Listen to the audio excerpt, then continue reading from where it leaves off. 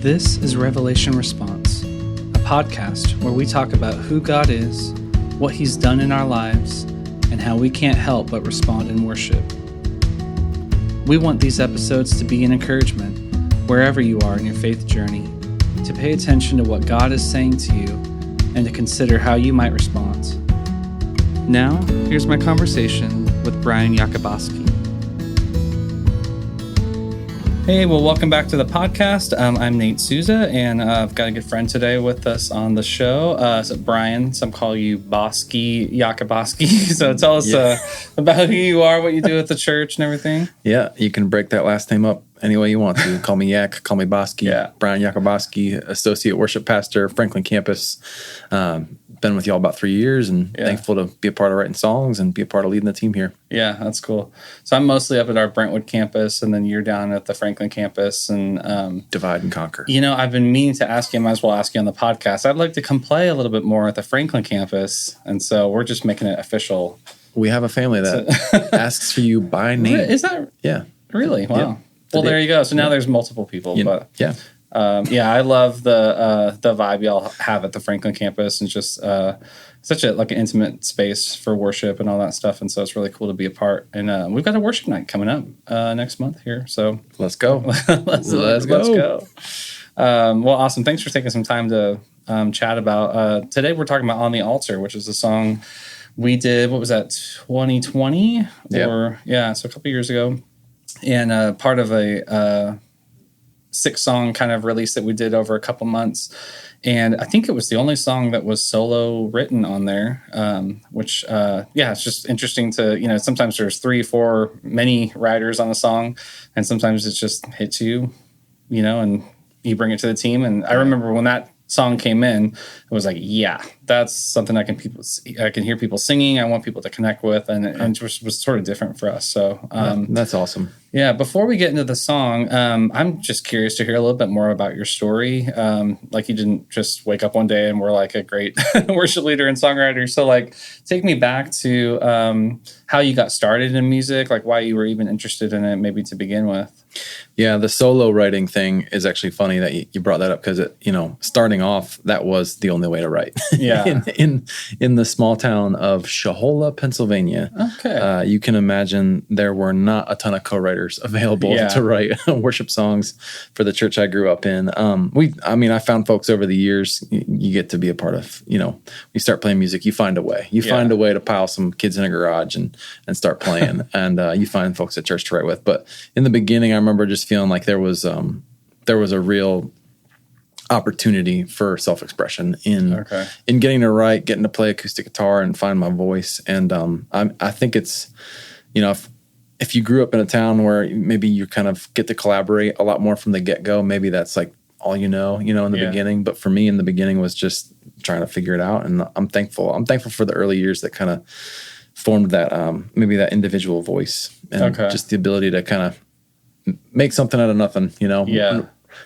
Collaboration in the end has made, especially with On the Altar, has made it better. It always makes things better. Totally. But it's something to be able to push something across the finish line, maybe with one voice, that I'm thankful for. Yeah. Did you start on guitar? Did you play piano, or when you were little? Started on upright bass.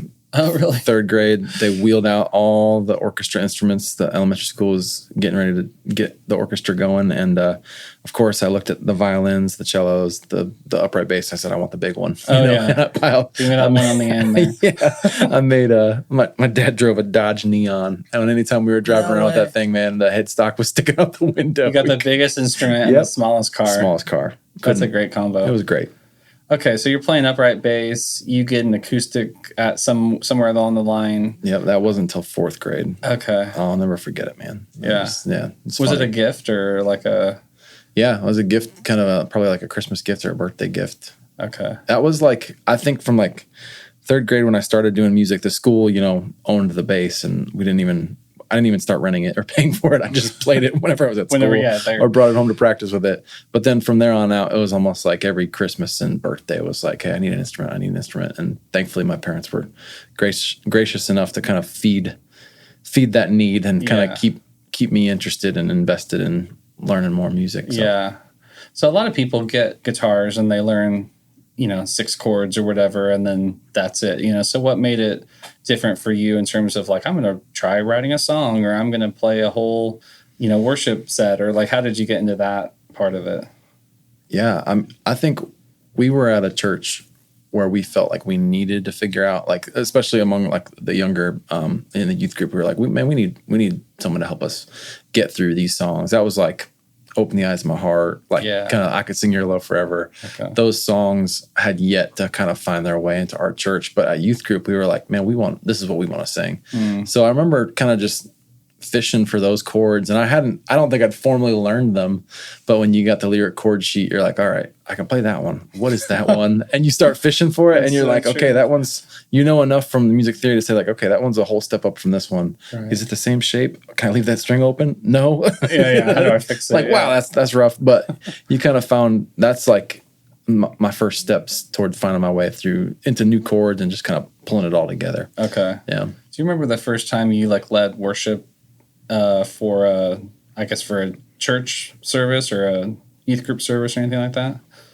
Yep. I remember the old transparency slides. Okay, yes. I'm pretty sure we were doing Shout to the Lord. Uh-huh.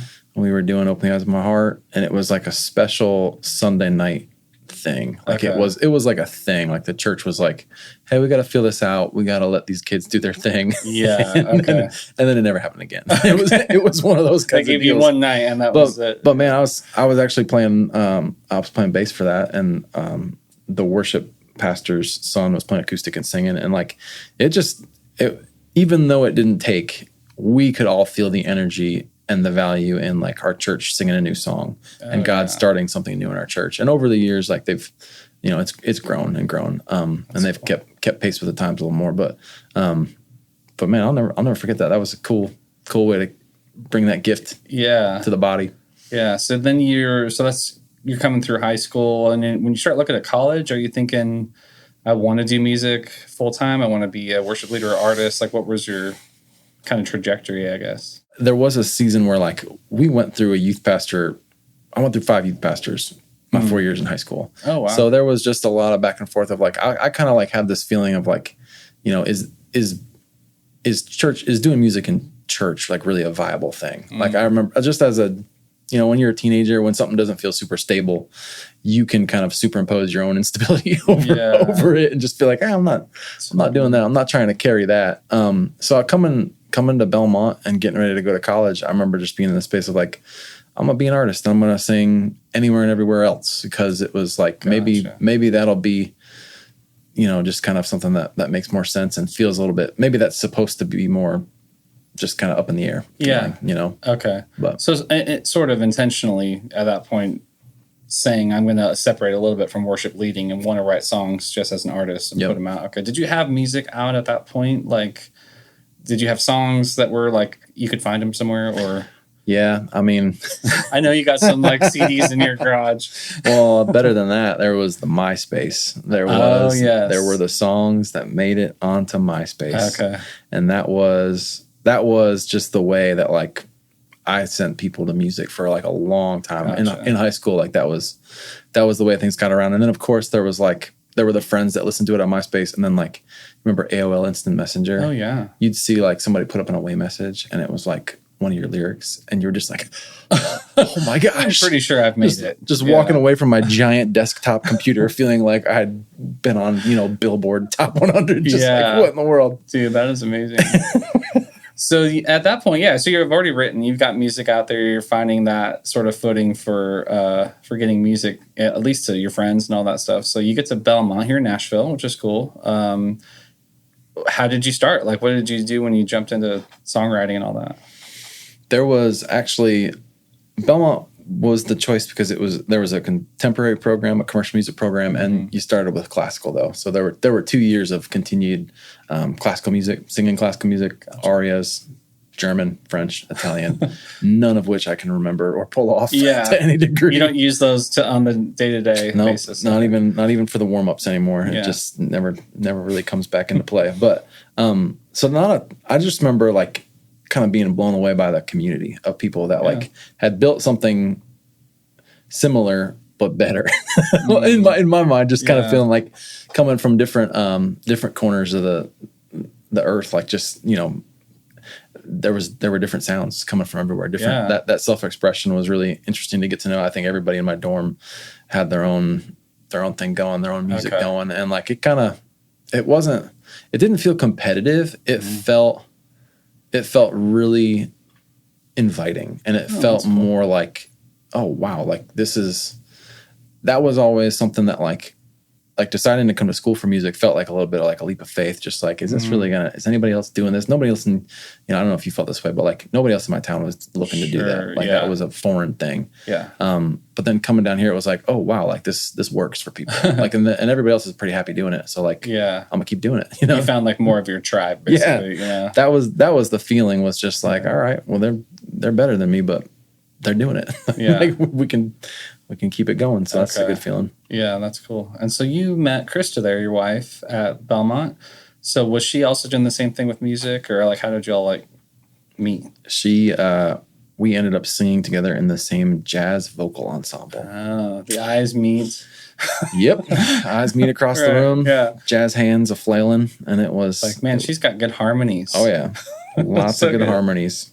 That's awesome. Yeah, we were friends in that group for the junior year, and then senior year we were dating. And I remember we did a big tour, like your college ensembles would do a tour. Yeah, we were going from Nashville to like Texarkana. Okay, and we were just on one of those big coach buses. Yeah, and Krista was like cutting up, like she was funny, like 10 hours funny. Yeah, like I was right. Like, it's a different kind of funny. Yeah, around those trips. I was like, and it wasn't just because we were all slap happy after being on the road for so long. I was like, I got to hang out with her. So was she a songwriter too? I mean, not to get ahead of ourselves, but was that something right away that you were like, oh yeah, this is cool, we can combine our efforts here on music, or was it not till later that happened?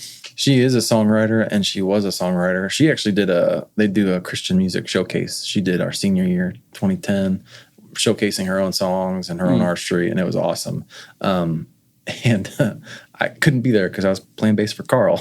Nice, there you go. But she crushed it, and she wouldn't call herself a songwriter today. Like she kind of like she had a season where she loved it, and she'd still sit down and crush it in a co-write. But I think she was more wired to like I want to sing. Okay, like, and she went to school like to hone in on singing, and I think that paid off. Yeah. Oh, man.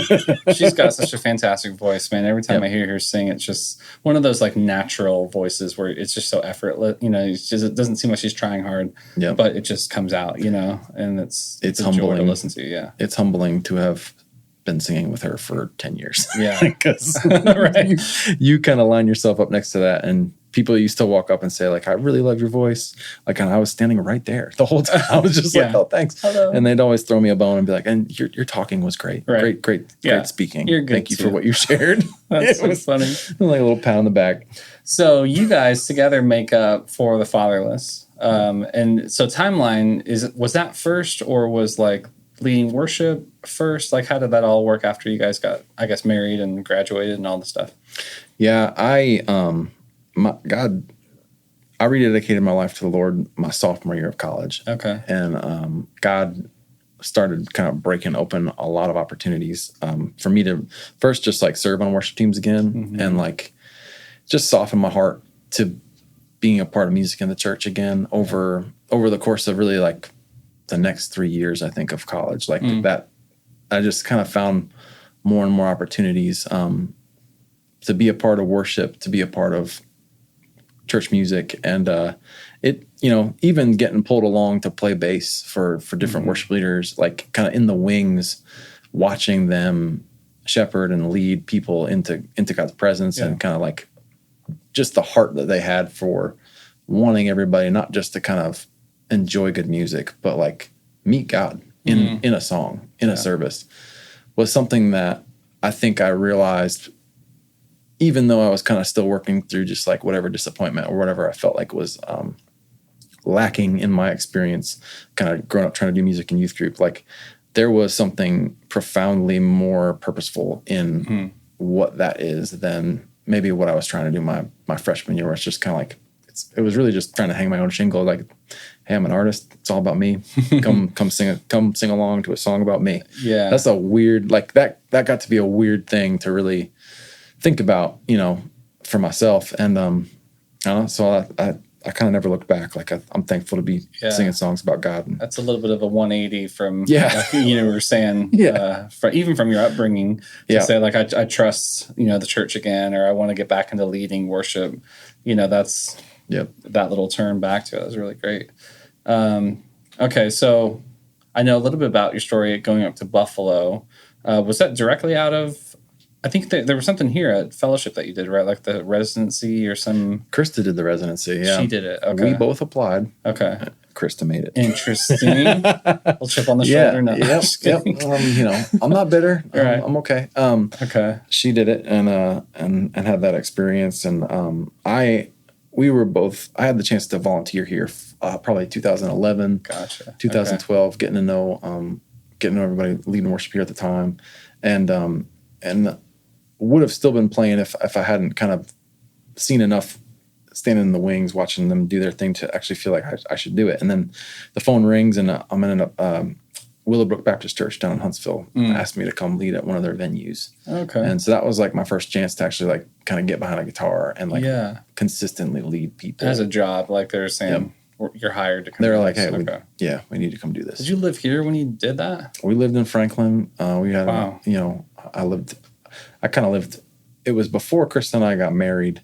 We got married in 2013 and figured out pretty quick, like, we didn't want to be leading worship at two different churches. Yeah. But up until that time, it was pretty cool to have the experience of getting to drive from Franklin to Huntsville and lead that church for, it was probably a good 2 years. Okay. Getting to do that drive, getting to do that. And, it ended up kind of stirring a hunger for more community, more shepherding. Cause like being at a distance, like I knew I was meeting a need in their worship. They had 3 venues basically on their church campus. And I got to lead the acoustic venue that was maybe 70 people kind of piled into worship for 2 services. There's like smaller, intimate kind of thing. And I loved getting to know the team leading in rehearsal in the morning. And then I loved getting to have lunch with church family afterwards. But like, they couldn't really be my community from an hour and a half away. Right. Yeah. And as much as I loved getting to lead there, I was like, it just created a hunger and a longing to be more in the community and to be a part of shepherding and leading a body that way. So I was thankful for it, but it's interesting how quickly God uses those first steps to stir in you, like the longing for the next, opportunity or the next, act of faith that he's going to use to kind of bring you to a place of growth. And it's like step by step, season by season. It's like that's a time, and then you move on. Yeah. So was Buffalo after that then? Yeah. Okay. So that hunger was like, not only do we want to be in the community of people we get to lead on Sunday mornings and kind of in their lives throughout the week, it was also, Krista and I are married, and working at 2 different churches felt like we were starting a race with a different firing gun. Every week was just like, all right, you're here, I'm here. Like, what are we doing? Yeah. And we ended up getting to write a song with a worship leader named Benji Cowart. Okay. And the song was not great. it was one of those. You do say so yourself. Yeah, it was one of those Zoom writes. I'm pretty sure we tried to rip off 10,000 Reasons or something. Okay. It was because that was hot at the time. This was 2011. Does that sound right? Yeah. Yeah. I think that was pretty. I was still crushing in that time. And, but we had kind of gotten to know him enough to have our names in the hat when it was time for him to kind of move on from his season up in Buffalo. He'd written some big songs and was actually coming back to town to write full time. Okay. And, the church up there was looking for a husband and wife to come lead worship. And, Krista and I went up and led a few times and got to know them and loved their heart for ministry, their heart for Buffalo, like church in the suburbs, choosing to plant campuses in, areas of the community that needed churches. Like there's a lot of gospel, like kingdom decisions and heart up there that really resonated with us. And we were excited to go. Kind of like, it felt like going on a mission trip for 4.5 years. Right. Yeah. One of the long ones. I don't think I wouldn't have called it that up front, but like looking back, I'm like, wow, that was a great mission trip. It's an interesting way. Yeah. Thinking about it. So you're there, and then you get you get a call to come to Nashville, or are you just thinking we got to get back to Nashville for other reasons? We had a long transition of resigning, and we just kind of got to a space where God felt like God just released us from the call of being there specifically, and that process was probably like 9 months of like getting ready to kind of move forward, and ended up during those 9 months, we were kind of like waiting, asking God, like, hey, where are we going next? Like, what are we doing? Do you want us to be in another church? Do you want us to go here? My family's in Pennsylvania. Krista's mom lived on Long Island at the time. So we were kind of like, are we going home? You know? And then ultimately we ended up kind of walking through a season and a feeling of just like, let's go back to Nashville. Like we met there, we got married there. Let's go back. Yeah. And we'd always missed it. We weren't like tied to coming back, but everybody misses it when they leave. It's just kind of hanging back there in your head. Yeah, it's a sweet place to be. So we ended up kind of just feeling like the freedom to come back and see what God had for us. And we came back and we did. We tried to do For the Fatherless full time, really from that September until got the opportunity to be with y'all. Okay, so now you're on the team here at Fellowship. You're again surrounded by a bunch of writers, and so.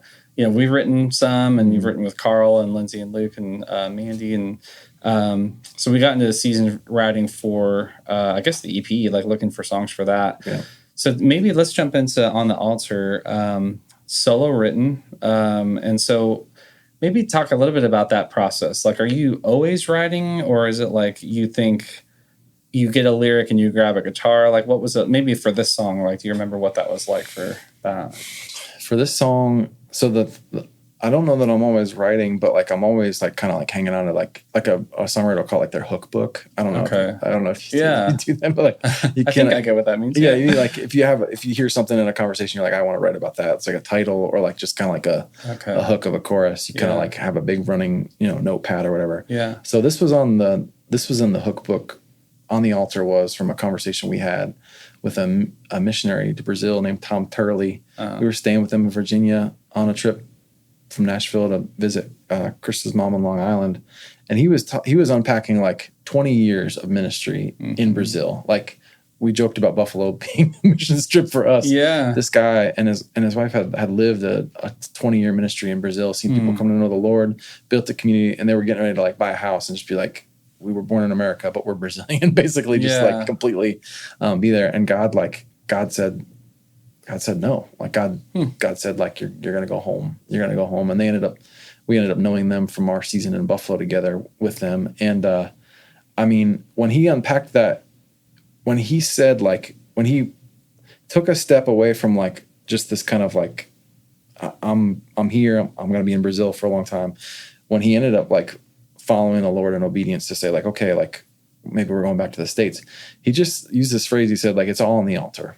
And that was like, it was such a crazy thing for me to hear that like, even this thing that like all along you felt like you were building, for the Lord, and you felt like was like something that like he was almost gonna like keep off to the side as like this, special thing that wouldn't maybe need to be laid on the altar. It wouldn't need to be sacrificed. Like Tom was basically like, no, that's on the altar. Like that's still going right back in the same place everything else is, and I'm not keeping anything back. Like it's all going on the altar. Yeah. So like that crushed me because it was October 2018. We just moved back to Nashville, and we had felt like the ministry that we'd been a part of in Buffalo.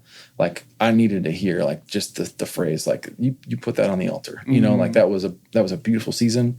It was awesome. Krista missed her friends. I missed my friends. Like we missed even the rhythms of being able to be with the church the way we were. And it was just, it felt like healing to hear him say like, yeah, that's all on the altar too. It just felt like something in my soul just agreed. Yeah. So not only was I like, yeah, that's going in the hook book, but I was just like ministered to. You're like, yeah, you needed it. Yeah, by this thought. And so that we held on to that. And then it was after that trip, I remember just sitting with an acoustic, in our apartment here in town, just starting to think about, what it really looks like to put it all on the altar, in a moment of worship. And how do you lead yourself in a song to say like, yeah, like everything I have, all I am is on the altar. That was where we started. So to unpack that a little bit more, like that phrase on the altar, is that a statement about I'm willing to sacrifice this thing, or is it maybe like not making it too much of a priority? Like, how do you think about that phrase? Like if you were telling someone about your story and say that even that goes on the altar, what does that mean for you, I guess, personally? Yeah. I was thinking a lot about when Abraham climbs the mountain and is told to sacrifice Isaac, and the way that that story wraps up is like God was pleased that Abraham did not withhold his son from him. Like he wouldn't withhold his son from him. Sure. So it's just this place of like, for me, leading myself to that song through that song is just like, I do not want to be found guilty of withholding anything from the Lord. Like in ministry, in my family, in my personal life, in my thoughts, I just do not want to be found in a place where like I'd want to keep anything back from him, and because he's, and the song ends up getting to the place where you just say like, because he gave it all for me, so it's just like this, how can there be this unreciprocated thing in our worship, or in my obedience that like, that I would be okay with that, how could I? So just to really quickly pause, like I had never thought of it that way, but like even in that statement, like that's revelation response, like is that God reveals that he doesn't hold anything back. Like that's something we can say we learn about God by reading the scriptures, by watching how Jesus was when he walked the earth. It's like he gave everything he had. Yeah.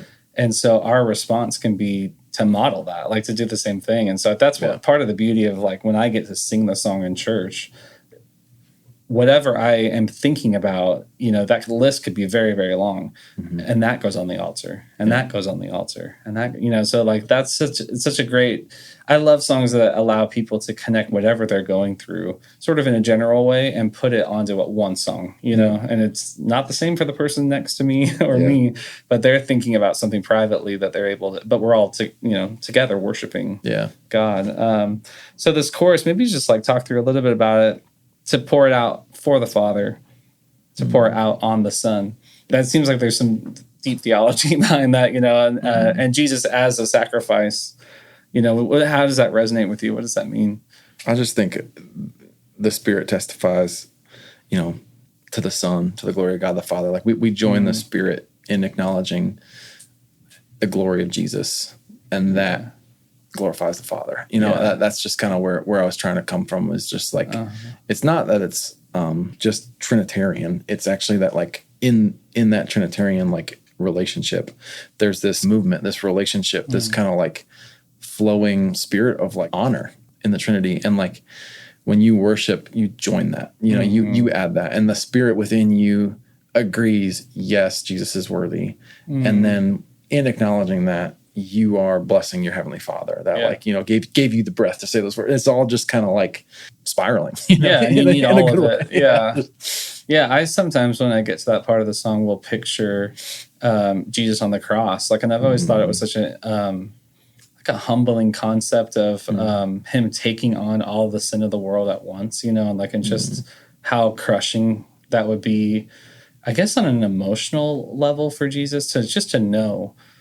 And maybe that's why he didn't want to go to the cross, or is there any other way? It's just because he knew that was going to be such a heavy, heavy burden to bear, but he was the only one that could, and so it's like when I bring things to God and put them on the altar, like in a way, I'm like putting them on Jesus as well, and some of that's my sin, just saying like, there's nowhere else for me to put this. And so I'm going to put it on you, Jesus, because you're the only one that could actually bear that burden, because I can't carry it, and that, I think that honors him in such a deep way, in the sense of like, we don't just like put that on his shoulders to like add insult to injury at this point. We're honoring him in the sense of like, hey, you redeem it. You're redeeming this. Yeah. Like you're redeeming this in my life and in my story. And I put it on the altar in the sense that like, I'm acknowledging and honoring you as my Redeemer, and I'm bringing it where it needs to be brought. Yeah. Yeah. Like totally. I'm not That's the only place. I'm not wrestling with it on my own. I'm not trying to unpack it with my wife. Like I'm bringing it where it needs to be. Yeah. At your feet. And that's really good. Yeah. Yeah, and then this other phrase that always caught my attention on the chorus was all the faith you can offer.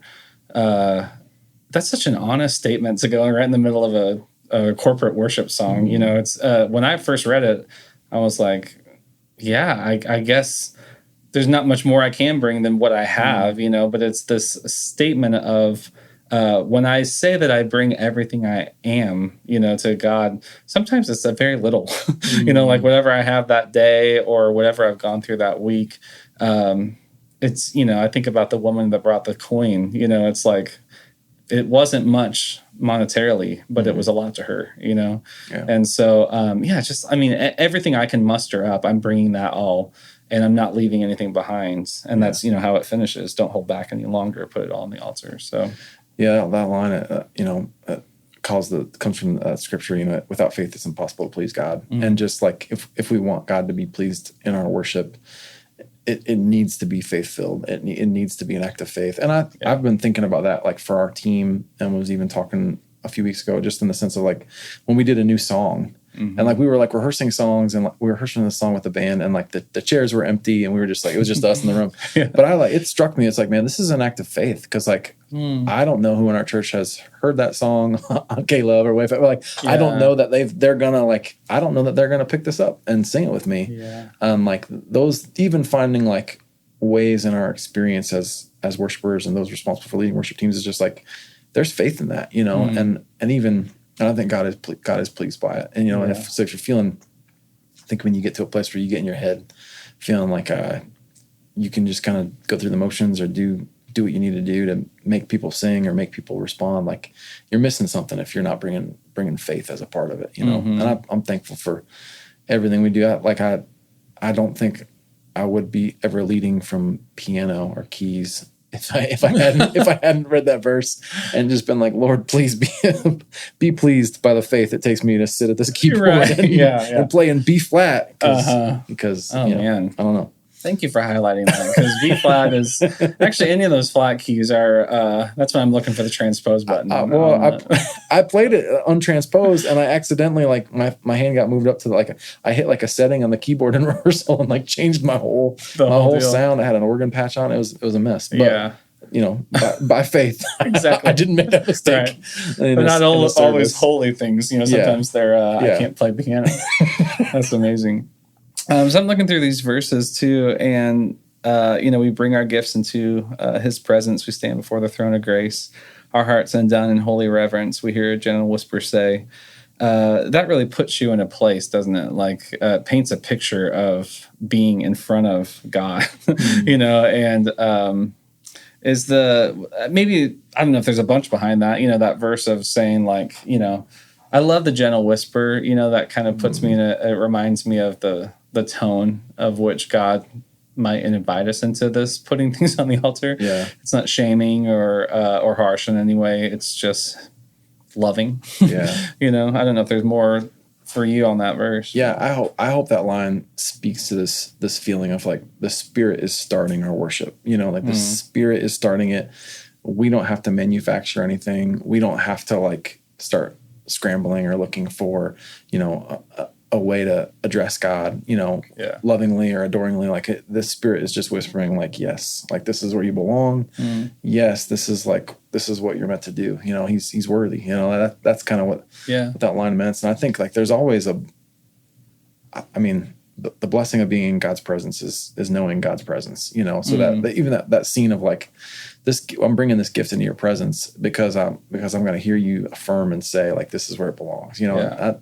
So that verse is meant to kind of fill in that kind of a picture of like, that's how worship starts, is being blessed to be in God's presence and do what He leads us to do. Yeah. And I like it in the spot that it's in, just the very first words we sing. Yeah. And so it sets up like, you're not just in a worship center in a big warehouse in Franklin, you know, like you are in the presence of God, you know, and you often are, but we want to remind you as we stand here as a body, as a community, like that's what we're here to do, you know, so let's not forget, you know, it's a good reminder. We talk about reminders a lot on the podcast, like that that's part of our job, is to point people back to Jesus and be like, remember how powerful this is, you know, like think about those things, you know.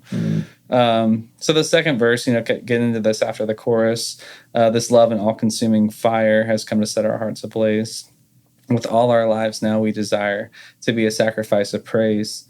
And so that speaks again to like bringing our whole self, to God, and that being its own sacrifice. Again, it's his love, it's his fire that sets us ablaze, and so as a response, it's, that's why we bring the sacrifice to the altar. But anything else on that? Yeah, I think just that the love of God being an all-consuming fire is just in this place of like, I hate to think that there are people that come into worship feeling like they have to, like, again, going back to like withholding, like you have to hide a part of yourself, from the Lord, like to be acceptable. Like we're made righteous by Christ, and like the parts of, like we talked about, bringing the parts that Jesus is redeeming to the cross, like that's what it means. That all-consuming fire is just like when you begin to lean in and believe more fully in the love of God, and when you really embrace that He loves all of you right now, then that becomes like, in those moments of worship, that becomes what like lets you worship without with abandon, with all abandon for who you are, and even like that lets you become undignified in the sense of like I gotta button up the top button and look good to make sure that nobody knows I'm wrestling with this, struggling with this, or like to put like me above any kind of question, or doubt that I don't belong here. Like when you believe God's love is an all-consuming fire, then He loves you exactly as you are right now. Yeah. I think it could be scary to bring everything to God, and that was something when we went through like wholehearted discipleship, we sort of wrestled with that, of the feeling of wanting to be put together before coming into His presence. I think that's just innate in us. Like it's something that we're maybe taught from a young age that, your behavior better be really, really good to come into this holy place, But like you said, that's really the only way. It's maybe a bold statement, but it's kind of the only way to worship is with everything, like by definition, like you're saying it's all about you. Yep. I have nothing to bring. And so I bring my sin, I bring my filthy rags, and I place it in front of you, And so if I'm hiding stuff, or if I'm giving half of what I am in this experience, and it's a truncated sort of, give and take with God, because He, like the song points out, like He's given everything. And so if our response is half of that, or like, I'll give you what I feel comfortable with. Yeah. There's a breakdown there, You're leaving a lot on the table. Yeah. And I love that you brought up wholehearted, brought up the intensives, because I think that's another, like, there's a relationship of the way that speaks to revelation and response, in the sense of like, when you feel the love and acceptance of a community, even if it's just, 5 other guys around on, a wholehearted table. Like, I hope getting to experience that makes people feel more comfortable bringing their whole selves into the whole gathering, the whole corporate worship experience, in the sense of like, I can lock eyes with people in my year 1 group, as I'm leading worship, and feel known. Like they, they might be looking at the drummer, but like, if they find me, I'm like, I'm up here. I'm like, yes, like I've seen God's kindness, God's acceptance, God's forgiveness in those people. And like, my response is to worship Him, more fully, and like with a deeper understanding of like, that's His all-consuming love poured out on me through His hands and feet, like his vessels. So I feel like there's a way to respond as a community to what God reveals to us in those moments of community too. Yeah. And we talk a lot about, response not always being singing, and there's other ways that a person can open their heart to God, or to be responsive to what they're feeling. What would be some of, I guess, your thoughts on that, in terms of, I think a lot about the person that wants to grow in their response, but doesn't know how to, or can't access that next gear of that. Do you have any thoughts on, people that they want worship to be a bigger part of their life? I like the Spurgeon quote, "All thought is speech before God," because I feel like what we might see in people that have like a hard time expressing themselves in worship is like, we see eyes closed, we see like a thoughtfulness that I think is really, really well intentioned and really well informed by their word, their study time with the Lord. Like, I have no doubt that like there's a thoughtfulness in the room. I just think like, if that's all speech before the Lord, like, why isn't it just speech in the moment too? You know, why is it unspoken? You know, why is it,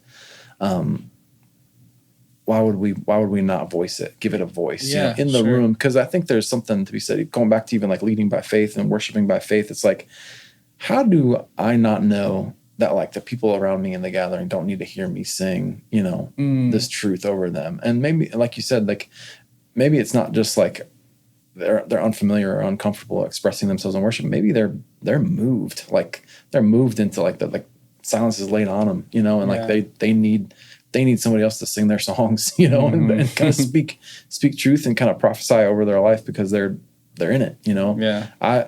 I love the idea that you can come into worship and be that voice for people. So I'd encourage people, don't leave anything go unspoken, you know, either from a sense of like, yes, you want to affirm the truth of the songs, or even to say like emotion deserves to be spoken to, you know, and from a place of like, yes, the way I feel about God is real. And that, because that could even be by faith, we can even say that helps other people confront their doubt and confront their unbelief and just get to a place of like, okay, like, yes, like the way I feel about the Lord is real too. Like, let's go, you know? Yeah. And then another thought would just be like, I really hope everybody that worships here can walk to a place or be in a place where they feel like they always have a song. Like you always have a song. I don't know that like there is anything that you can put in your back pocket or you can carry closer to your heart and closer to your mind than a song that just like kind of gets on you, you know, just sticks with you. And, you know, my son loves Coldplay. So like Viva La Vida, it's on us. It's on our house. And how old's your son? Oh, 2.5. 2.5-year-old. Okay. All about it. He loves it. Viva La Vida, Every Teardrop is a Waterfall. He's big on Coldplay right now. And like the songs are just on him.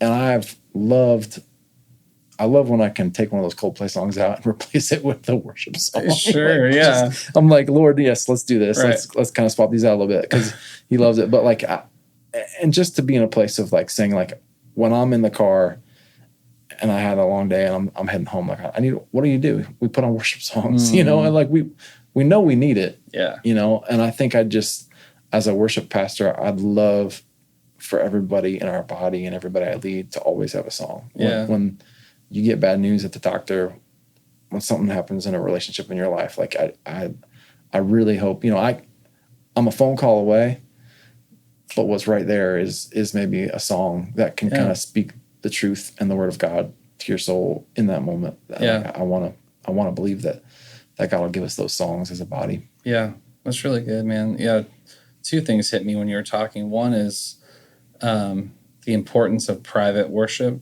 and the other was the importance of corporate worship. You know, and that they both have a really big place in the life of a believer. And I've heard Carl say a lot that songs are portable. I like that phrase, you know, because they go with you wherever you want. You know, they're on Spotify, they're on YouTube, they're, you know, in your car. I listen to music sometimes when I do the dishes, like go for a walk, or mow the lawn. It's like the songs can be very, they're so succinct, you know, 3, 4, 5 minutes, just to remind yourself of a truth, allow you to emotionally connect with Jesus, just to reflect on, I mean, in terms of what we're talking about, that's just basking in his revelation, you know, like, and hopefully good songs, you know, point to Jesus and point to the Holy Spirit and point to God the Father and show us their character, show us what they're like and what they do in our lives. And then, you know, that's what we're talking about today is response to that is worship, you know, and that doesn't always look like singing. It doesn't always look like corporate singing. It doesn't always look like, hopefully it is being expressed in some way. And that's why, you know, I want people to feel more and more comfortable as they listen to this podcast with expressing worship to God as a response. But then the other is the importance of corporate, you know, worship. And that concept keeps coming up about we could just play songs and no one sings in the room. We could just have only private worship, but we've really put an emphasis on let's sing together.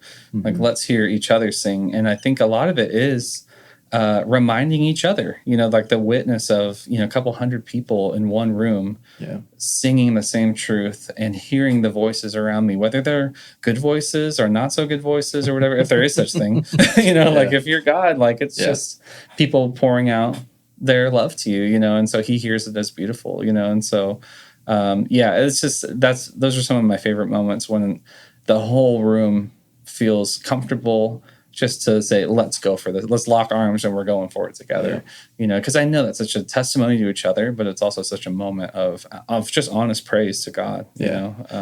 I think there's something missing in your life if most of the music or the only music that you get to listen to is recorded. Like you're missing something because when we get together and a couple hundred people add their voices to it, there's such a presence in it. It has a presence in it that it does not have when I take it home and I listen to it on my own. I love what you said. Like I can still bask in the revelation of who God is and the truth of his word reflecting that song. And I think that that always leads me to this place, kind of leads me to a place of stillness and calmness. Like you said, doing the dishes, it's like, I can bask in the revelation and be led to that place. But in a corporate worship, I think I'm leaning into the energy, of the presence of God, being in the presence of God. That makes me say, I'm taking my shoes off. I'm on holy ground.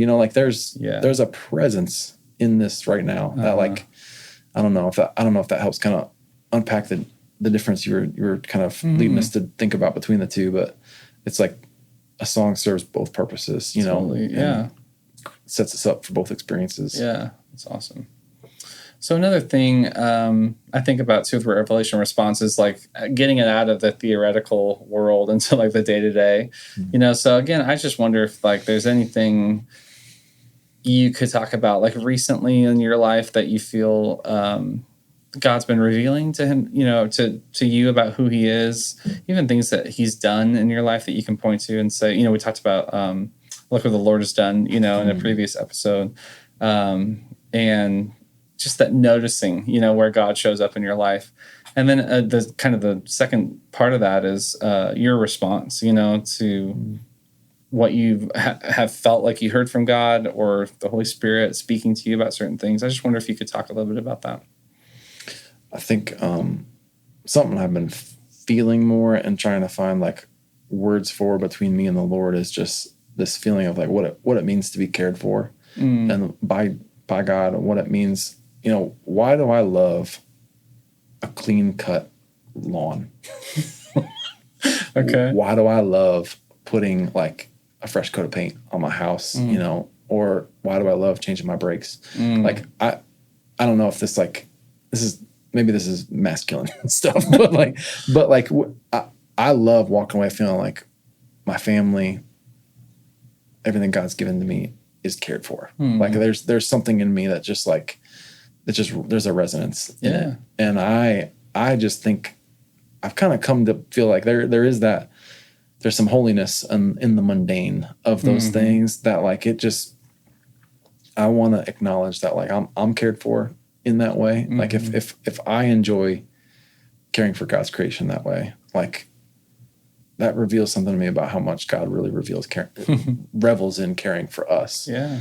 And that's kind of just put me in a space to really because, I got to change the oil. The tiring, monotony of those things is I'm responding by kind of almost submitting to it and just letting God breathe that holiness of his heart into that kind of stuff. And we have a garden, big old garden. I planted 5 mammoth sunflowers. Only one made it to be 10 foot tall in all its glory. Okay. I'm just so right now what I'm responding to and what I feel like I'm seeing is just there's learning how to really find peace and caring for my family, for my life, and let it remind me how God cares for me and let me kind of just be ministered to by that. And that's been where I've been living. That's cool, man. Thanks for sharing that. Yeah. What you said kind of goes in that long line of I keep hearing people when they talk about their stories things in day-to-day life, how they reflect back on God. You hear it a lot in parenting. People will talk about raising children shows how God thinks about us, like how much we protect and how much we love, and just like our heart like explodes for our kids, and but it's like the stuff that you're saying too, like everyday mundane things, it's like we do those more than most things, like most of our day we're doing, we're sitting in traffic, we're doing the dishes, we're mowing the lawn, maybe we're not caring for sunflowers, but it's like if that stuff didn't point to God, what a bummer, and so I think it's by design, of course, that like our days are ordered by God, and I feel like there's nothing lost on that, and so it's a beautiful thought to think, this little thing that I'm caring for in my earthly, broken way is somehow reflective of a God that takes care of us perfectly, and loves us perfectly. That's, that's a good, setup to worship, basically, is when you're reminded of that. It's like, of course he does. Of course he cares for us and loves us so much, That's cool. Well, dude, thanks so much for being on the show today. And really, I mean, sharing your story, which is like, I've known you for a couple of years now. It's still nice to hear all the nooks and crannies, of a person's story. And then also talking about On the Altar, like we've led that song a bunch at church, and I've listened to it on repeat, but it's still nice to hear it unpacked a little bit, and one of my desires is for when people hear these episodes that they might connect with the song better or in a different way than they have before, just by knowing what went into it, what went behind it, and maybe give them a different mental picture when they're singing what they can think about, and help them to worship better. But so you can find this song and all of our songs on, we're called Fellowship Songs is the artist name. And we're on Spotify, YouTube, Apple Music, Deezer. Wow. The list goes on when you post a song these days. But you can find it anywhere you stream your music under Fellowship Songs. And thanks for listening. We'll see you in the next episode. Revelation Response is produced by Fellowship Bible Church and Fellowship Songs.